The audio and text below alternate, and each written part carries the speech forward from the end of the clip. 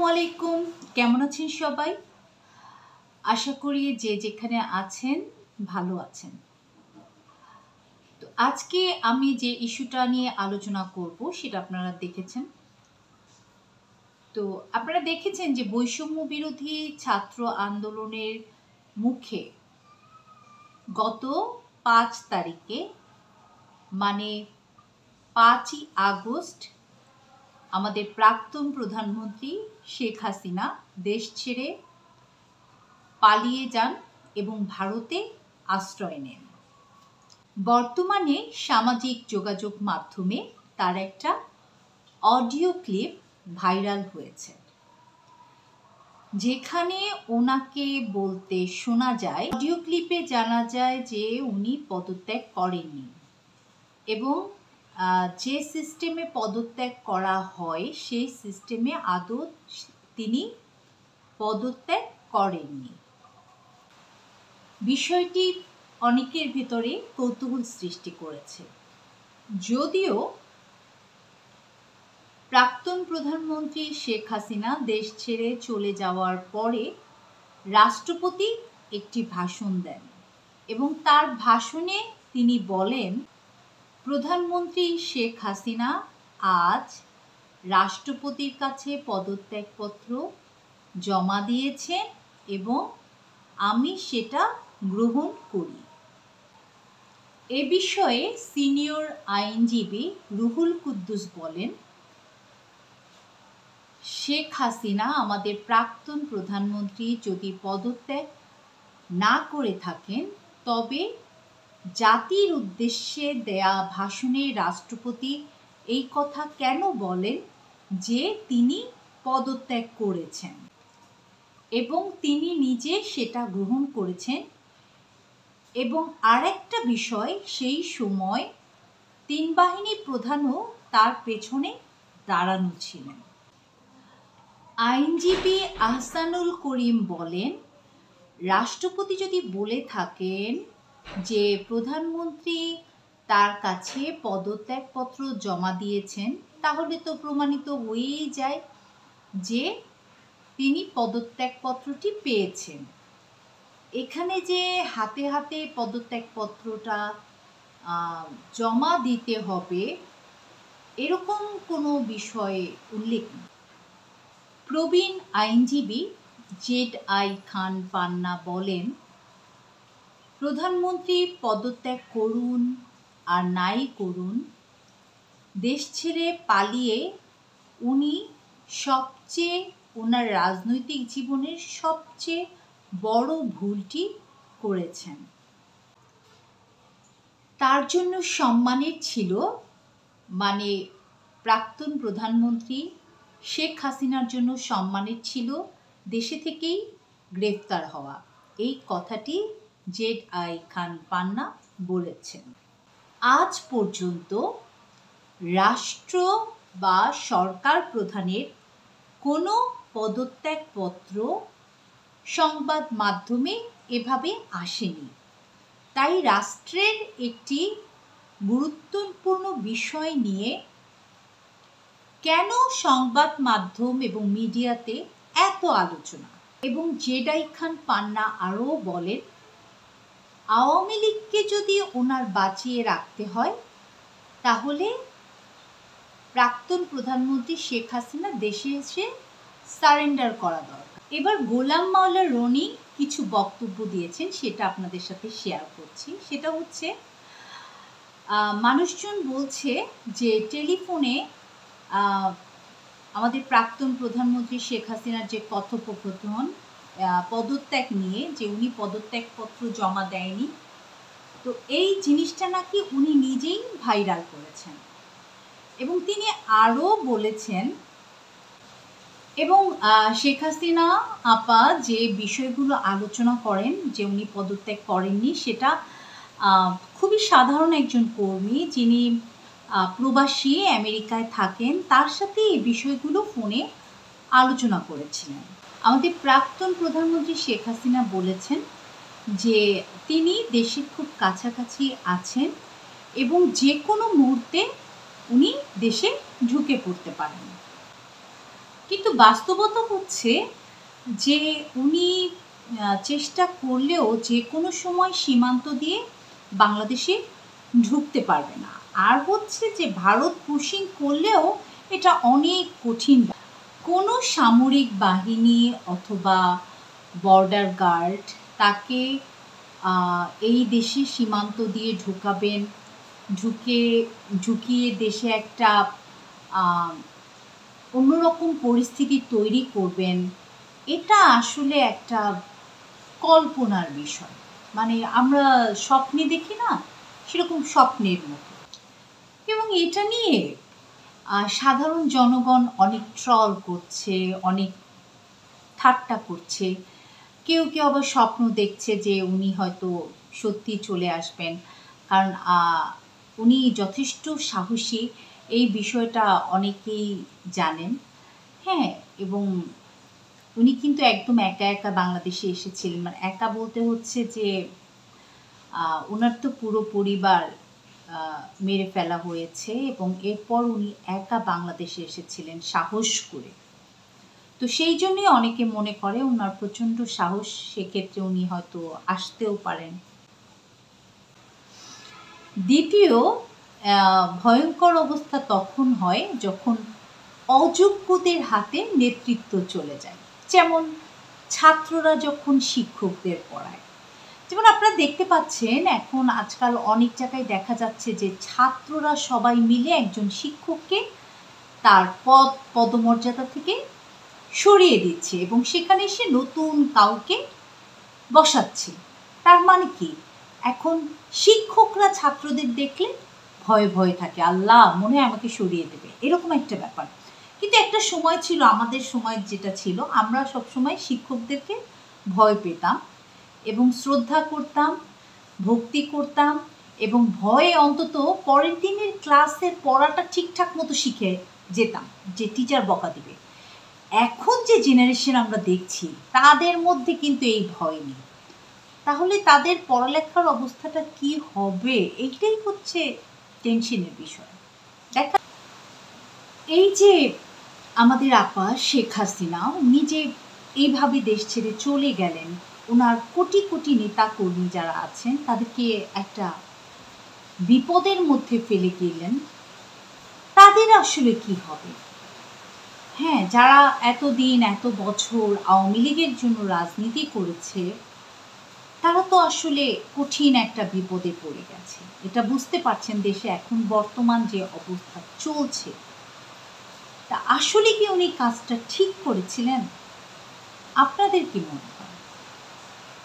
ওনার যে নেতাকর্মীরা বর্তমানে আছেন বাংলাদেশে, তারা একটা কল্পনার সাগরে ভাসছেন। তারা যে ঘুরে দাঁড়াবেন, নিজেদেরকে তৈরি করবেন, এরকম কোনো পরিকল্পনা তাদের নেই।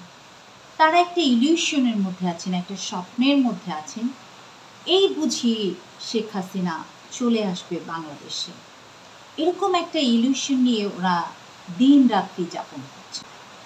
একটা জিনিস ভাবেন, এই যে শিক্ষক, প্রধান শিক্ষক, শত শত প্রধান শিক্ষককে পদচ্যুত করা হয়েছে।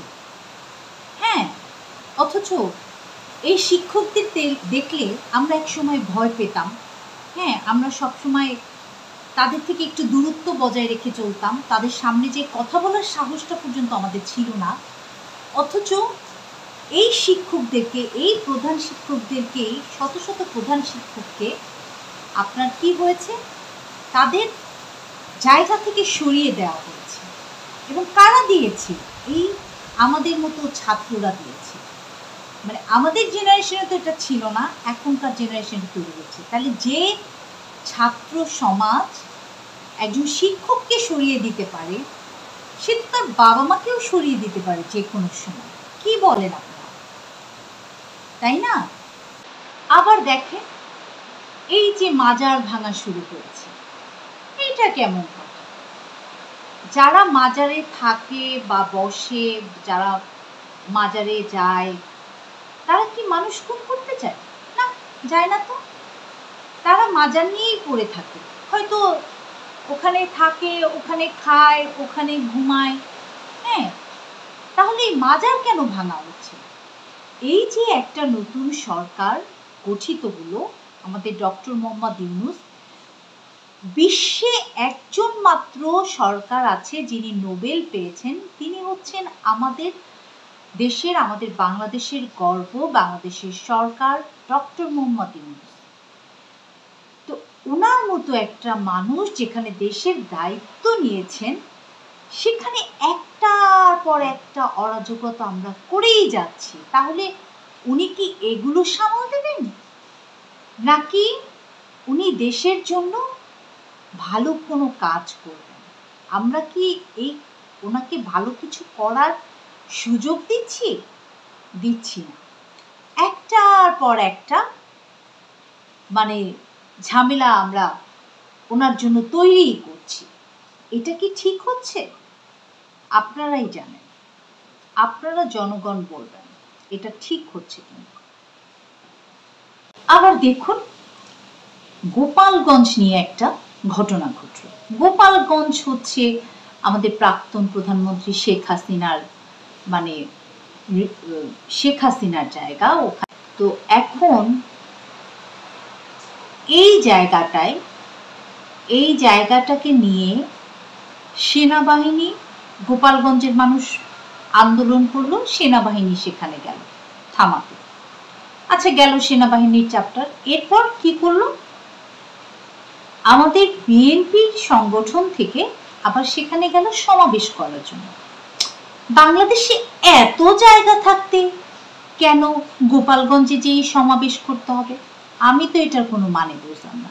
আবার সেই সমাবেশ নিয়েও একটা অস্থিরতা তৈরি হল, তাই না?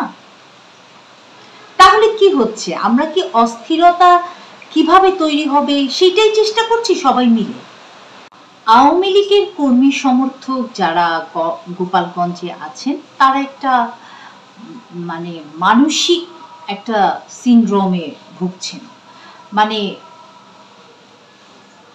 ওনারা ভীষণ শকড অবস্থায় আছেন। তো একটা শকড মানুষ কিন্তু অনেক কিছু করে ফেলতে পারে। সো আমরা ওই শকড জায়গাটাতে কেন যাব, তাই না? ওখানে উস্কানি দেওয়ার দরকার নাই তো। যেমন ইতিহাস বলে, মুসলমানদের মধ্যে একটা গ্রুপ ছিল যারা আত্মঘাতী ছিল, এবং তার একটা গ্রুপ বিভিন্ন রাজদরবারে যেত, যে সেখানে অনেকগুলো প্রাণ শেষ করত, সেখানে আত্মঘাতী হামলা চালাতো। নিজেরা তো শেষ হতোই, যেমন তালেবানদের মতো।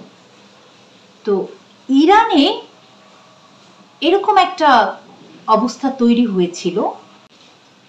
তো একটা ইরানের একজন লোক একটা পাহাড়ের উপরে এরকম একটা আস্তানা গড়ে তুলল, যেখানে সব আত্মঘাতী মানুষ তৈরি করলো। এরা যে কোনো সময় তালেবান, আল কায়েদা এদের মতো সুইসাইড স্কোয়াড যেটা বলে, আত্মঘাতী হামলা তারা যে কোনো সময় যে কোনো জায়গায় চালাতে পারবে, এরকম একটা গ্রুপ সে তৈরি করলো সেই পাহাড়ের উপরে। তো এরা প্রায় 200 বছর ধরে এই 200 বছর ধরে সমস্ত মধ্যপ্রাচ্যে যে রাজদরবারগুলো আছে সেখানে তারা বিরাজ করেছে, এবং সমস্ত রাজদরবারে আপনার আতঙ্ক ছড়িয়ে গেছে এই গ্রুপটাকে দেখে। সালাউদ্দিন আইয়ুবী নামক একজন লোক, ওনার প্রাণনাশের জন্য এই গ্রুপটি প্রায় 5-6 বার চেষ্টা করেছে, কিন্তু ব্যর্থ হয়েছিল। ইরানের অনেক বড় বড় শাসকরা এই গ্রুপটির বিষয়ে জানতেন, এবং ইচ্ছে করলে কিন্তু ওনারা ওই পাহাড় থেকে এই গ্রুপটিকে উচ্ছেদ করে দিতে পারতেন বা ধ্বংস করে দিতে পারতেন, কিন্তু ওনারা কিন্তু সেটাতে যাননি। ওনারা সমঝোতায় গিয়েছেন, এবং এই গ্রুপটিকে প্রথম হালাকু খান প্রথম এই গ্রুপটিকে উচ্ছেদ করেন। বাট ইরানের বড় বড় মুসলিম শাসকরা এই গ্রুপটিকে উচ্ছেদ করেননি বা করার চেষ্টাও করেননি। তো তাদের একটা মতবাদ ছিল, তারা এই মানে যে কারণে এই গ্রুপটাকে উচ্ছেদ করেনি সেটার কারণ হচ্ছে, ধরেন তাদের মধ্যে 5,000 জন হয়তো এরকম জঙ্গি ছিল বা যারা এই খারাপ কাজগুলো করত, বাট তারা কি করেছেন 50,000 মানুষের মাঝে যে আবার ভালো কাজ তারা তাদের উপকার করেছেন বা ভালো ভালো দিক নির্দেশনা দিয়েছেন, যে কারণে সাধারণ মানুষরা তাদেরকে উচ্ছেদ করার চিন্তা করে। ফলে এই রাজনীতির স্বার্থে এই 5,000 যে মানুষগুলো, আত্মঘাতী মানুষগুলো, ওনাদেরকে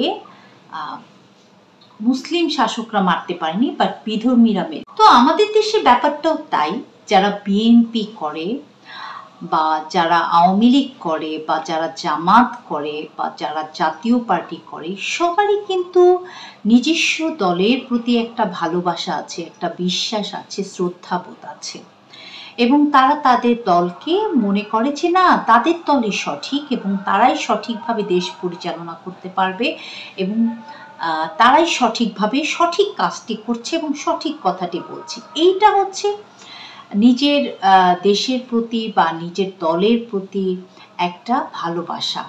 হ্যাঁ, যেমন দেখেন বিএনপির আমাদের তারেক জিয়া স্যার কিন্তু এরশাদ স্যারকে কন্ট্রোল করতে পারেনি। এটাতে এখনো ধরেন এটা বোঝা যায় যে উত্তরবঙ্গে যদি এখনো ফেয়ার নির্বাচন হয়, ইলেকশন হয়, তাহলে দেখবেন যে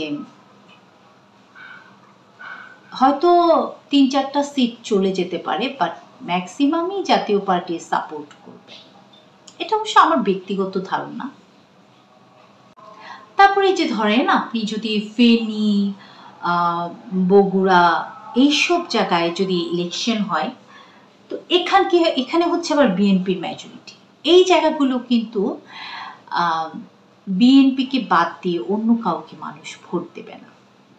আবার জামাতেরও কিছু ভক্ত আছে, যেমন চাঁপাই নবাবগঞ্জ, বেনাপোল, সাতক্ষীরা, এই জায়গাগুলোতে কিন্তু জামাতে ইসলামের একচ্ছত্র একটা আধিপত্য আছে। এই জায়গার মানুষ সাধারণত জামাত ছাড়া অন্য কাউকে ভোট দেবে না। তো একটা জিনিস কি, যে এলাকাটাতে কোনো দলের মেজরিটি আছে, সেই এলাকায় যদি অন্য কোনো দল ঢুকে সেখানে কিছু একটা করতে চায়, সেক্ষেত্রে কিন্তু পরিস্থিতি খারাপ হয়ে যায়, কখনোই ভালো হয় না, তাই না? তো ব্যাপারটা কি, কেউ কখনো অন্য কারো বাড়ির দরজায় গিয়ে মারামারি করে সেখান থেকে জিতে আসতে পারে না। আপনি সাময়িক হয়তো একটা ভালো বেনিফিট পেতে পারেন, বাট আপনি সাস্টেইন করতে পারবেন না।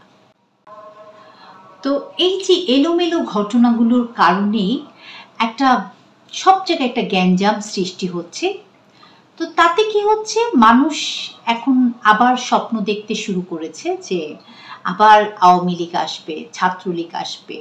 তো এই কথাগুলো কিন্তু এতদিন ছিল না, এখন হঠাৎ করে এগুলো বলা শুরু হয়ে গেছে, কারণ এই গ্যাঞ্জাম পরিস্থিতির কারণে আমরা অযাচিত ঝামেলা ডেকে আনছি, মানে অযাচিত জায়গায় যেয়ে আমরা গ্যাঞ্জাম করার চেষ্টা করছি, যেখানে আমাদের যাওয়া উচিত না সেখানে আমরা যাচ্ছি, মানে শান্তিতে থাকতে ভালো লাগছে না, এরকম একটা ব্যাপার।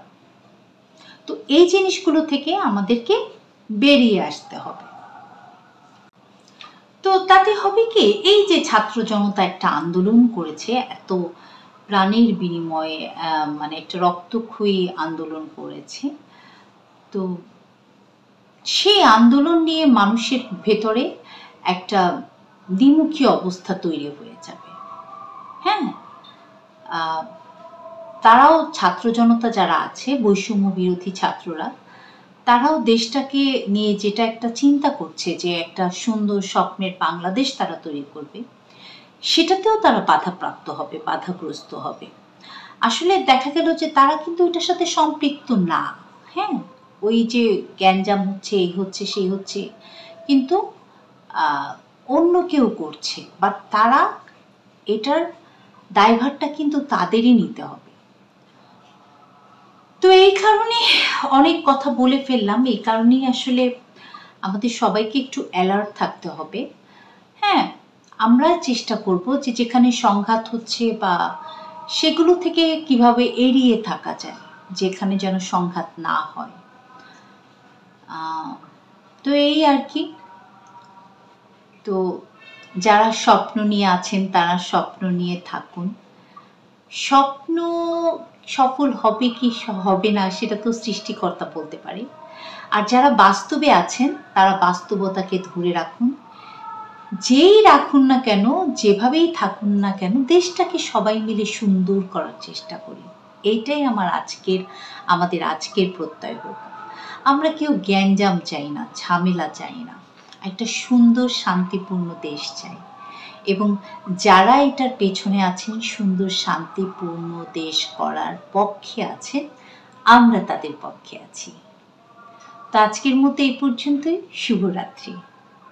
হ্যাঁ, আমার এই ভিডিওটা হয়তো রাতেও আপলোড করা হতে পারে, দিনেও আপলোড করা হতে পারে, বাট আমি তো দিনের সময় পাই না, এই রাত্রে একটু কথাবার্তা বলি। তো আমার কথাবার্তা আপনাদের হয়তো কারো ভালো লাগবে, কারো খারাপ লাগবে। তো আসলে ভালো লাগে রাজনীতি নিয়ে কি হচ্ছে না হচ্ছে একটু আলোচনা করতে, আপনাদের সাথে একটু শেয়ার করি, এই আর কি। ভালো থাকেন। আল্লাহ হাফেজ। আল্লাহ সবাইকে ভালো রাখুন। শুভরাত্রি।